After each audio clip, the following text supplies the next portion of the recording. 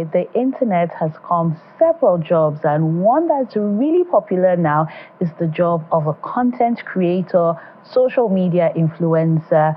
And these people set up ring lights, employ others, do productions to pass on stories, some for entertainment.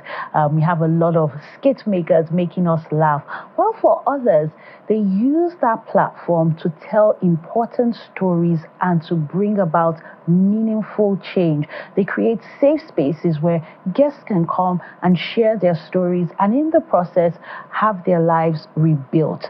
One of such video creators who we're lucky to have here on Rubbin Minds is Lucky Udu, joining us from our Abuja studio. Lucky, welcome to Rubbin Minds. Thank you so much. It's my pleasure to be here.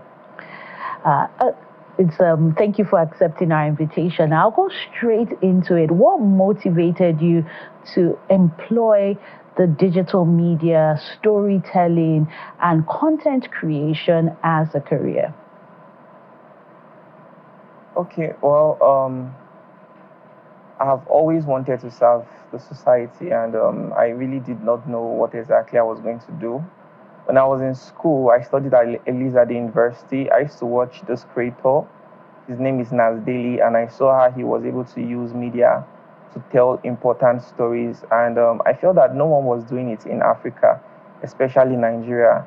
So immediately I left school. I immediately started traveling from state to state, sorting out for people who were doing impressive things in society, yet nobody really knew anything about them. Like this, one of the earliest story I filmed was the story of a 7-year-old zookeeper. He was the youngest zookeeper in Nigeria, and after sharing his story, that guy and his family got a scholarship. Instant Indomie noodles rewarded him with an award of 1 million naira, and I felt really, really encouraged, and I never stopped. After that very story, I shared more others, and I became aware of the power of social media in shaping people, in shaping society through storytelling. And that was how I began my journey, basically. And what particular challenges have you faced along the way? I know you started off by sharing a success story of the youngest zookeeper and how that led to an improvement in the person's life and that of the person's family. But along the way, what are the challenges you faced? Okay, some of the challenges that I have faced is actually getting people to feel free to express themselves, to tell their story. A lot of people are scared about how people perceive their story and if they'll be judged, especially the Nigerian space. If you go online, especially on TikTok these days, a lot of people are sharing their stories from their own platform. If you could go through the comment section, you realize that most of these people are getting trolled. And because of that, a lot of people feel scared coming out to share their story. So most times when we find a story that is really interesting and we feel that, okay, this story, if shared, will be valuable to members of society and also, bring positive impact to the person who is sharing the story. Sometimes we have to do a lot of convincing just to explain to them how far their story is going to go. We have to let them know about the previous impact of the previous stories we've covered. I feel like these are just some of the issues. Another one would be finance, because I traveled from state to state telling stories of people. I've been to 26 states of Nigeria at the moment, and it's not really easy moving around telling the stories. So I think that those are just basically the challenges that comes with the kind of work that I do, finance and convincing people to express themselves. And how are you able to identify the people whose stories you choose to tell? Is there a criteria that you have, or do people nominate themselves, or do you get recommendations that come in and you go through maybe applications? Tell us how you select your guests. Okay. Well, basically, I remember when I started, I had to create a group chat, and I invited different people, my fans and supporters and friends. I told them about my idea of telling stories and how I wanted to share unique stories. And then some of the members there told me, oh, there's a story of this person, there's a story of this person. And we went through them, and I was like, okay, I'm going to share the story, I'm going to share the story. And eventually, after sharing those stories, one thing with Nigerians is that once you do something, it never stops. People come to you. When people are able to see how successful the last one was, a lot of people come to you. So sometimes I get to share people's stories based on recommendation. Sometimes they reach out to me themselves and say, hi, Mr. Lucky, please, I have a very unique story I'd like to tell. Then I get to review the story, I get to ask questions, do my investigations, and eventually it's either I travel down to go film the story or they travel down to come meet me. So that's basically it. Okay. Now we realize that some of the stories you tell are, which is different from what is expected. A lot of times people see grass to grace stories as somebody walking through life and then has somehow made it. But sometimes you tell the stories of grace to grass, and it has received some backlash. Like people will say, oh, if Lucky Udu should interview you, your life don't finish, your life don't spoil. Almost like you are now the barometer to check how people's lives have finished, spoiled in quotes. How are you able to deal with feedback like that, where you're seeing memes on something that's very important, but somehow they found a comedic angle to it, and it's almost like if you're on that show, it means that your own don't spoil, or like you must have gone through a really rough patch. Well, honestly, for some reason I've not been so well because of the kinds of comments that I've been seeing on social media. I feel that I am being misrepresented, and I don't feel so good about it. You see, most of the people that I've brought to my platform are people that were once on the spotlight, but nobody is hearing from them anymore. So what I basically did was to find out, hi, what's going on with you? We don't get to see you anymore online. Is it that there's a problem or something? And they go on to tell me that, oh, life happened, this is what happened to me, this is why people don't get to see me.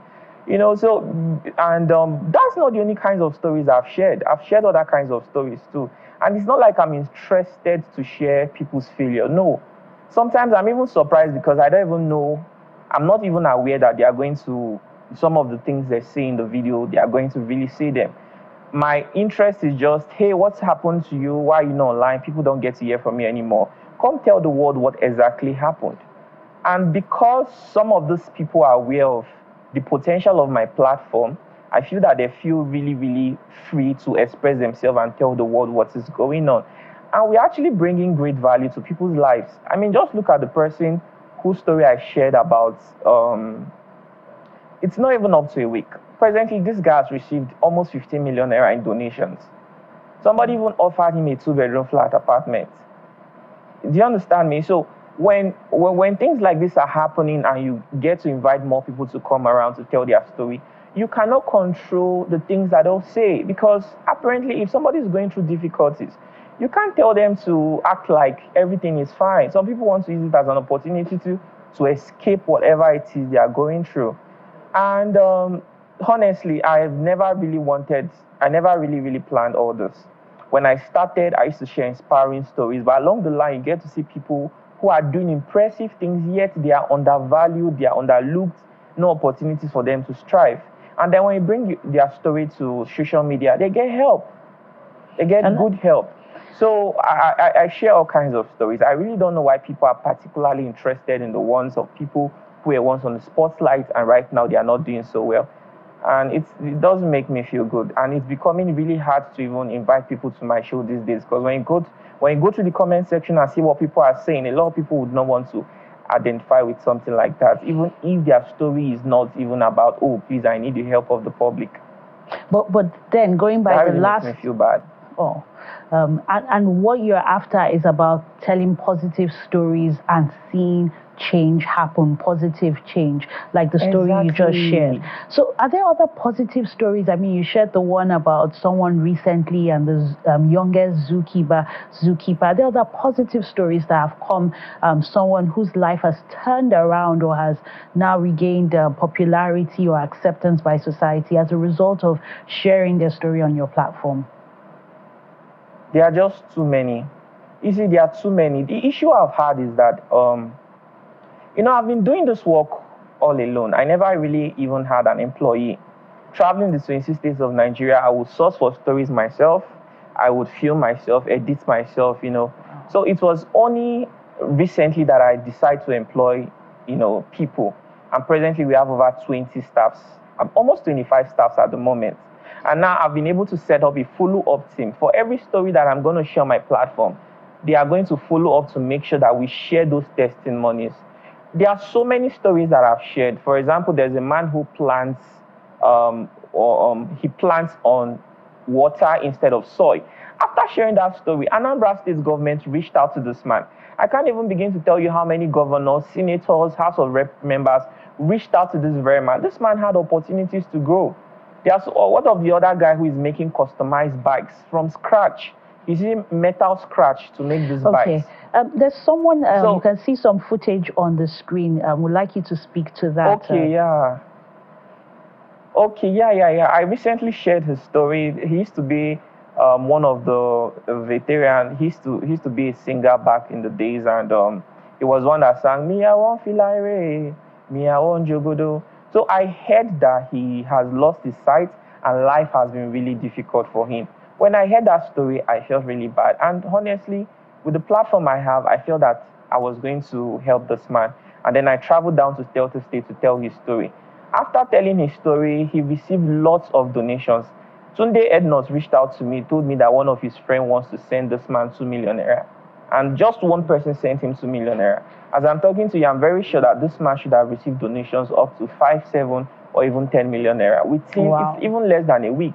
And more people are still reaching out to him. But these are the parts that people don't see. How many media platforms in Nigeria are actually doing this? You cannot even think of one. There's absolutely none. So I feel like I should be getting accolades instead of... So there's a credibility your platform comes with, that people trust you enough that when they send in their monies, they know it's going to the right places. How are you able to manage, the financial donations? Is there some kind of accountability? And even in the follow-up that you've spoken about, having follow-up stories, are the public able to see how these funds raised are being judiciously used? Okay, thank you very much. Like I said, before now, I used to do everything myself. And I think one of the mistakes that I've made is that in the past, because there are some stories that I've shared and the people, we put out their personal account details. Okay, and sometimes they receive lots of donations, but then they decide to spend it for a purpose that was not intended. Let's say, for example, we share a story and the person say, oh, right now I'm having accommodation issues. I don't have a business. I'm looking for so money to start a business. And at the end of the day, when they receive donations, you see them buying land, you see them trying to build a house. And I think that is where my shortcoming, that's my mistake anyway. Right now, the follow-up team is going to make sure that we follow up to make sure that they spend that money judiciously. So whatever is being spent for the money, we account for it and tell the public this is exactly where your money went. Before now, I don't do it this way. And we put out their personal account details. So most times, if they receive donations, they don't even tell me, oh, Mr. Lucky, thank you so much for the interview. This is exactly what I got and this is exactly what has happened. But it was only when people began to make these kinds of comments that I begin to look back on some of the stories I've shared, and I thought it would be wise for me to make sure that I follow up henceforth and I make sure that there's an accountability in every money donated. So, and I also have a foundation too. Sometimes we also raise money for people. There are times where I would print out the account statements of money donated and then we'll hand over the money to the person who we raised the money for. And then we'll also tell the public this is exactly where your money is going to. That has also happened too. But the problem I have discovered is that sometimes a lot of people will think that there is something you are making from this. So sometimes they'll prefer to donate directly to the person instead of donating to the organization. Yeah, so you're not in it for the money. It's not coming to you, and Sorry? that's why it's not about the money for you. It's about telling, positive stories and creating change. Now, how did you come about that? Your opening statement, which I'd like you to, just imagine that you were on set and you were about to start one of those videos. Can you just deliver those lines and tell us what the inspiration behind those lines was? Okay. How many of you remember this man? Oh my goodness. Okay. And how did you come up with that? Okay, yeah, I'm thinking right now. When I want to tell people's story, I want to think of an intro. One thing with social media is that if you're not able to tell stories in a way that it captures people's attention, no one would listen to you, no matter how good your intention is. So when I come out to say something like, how many of you remember this man?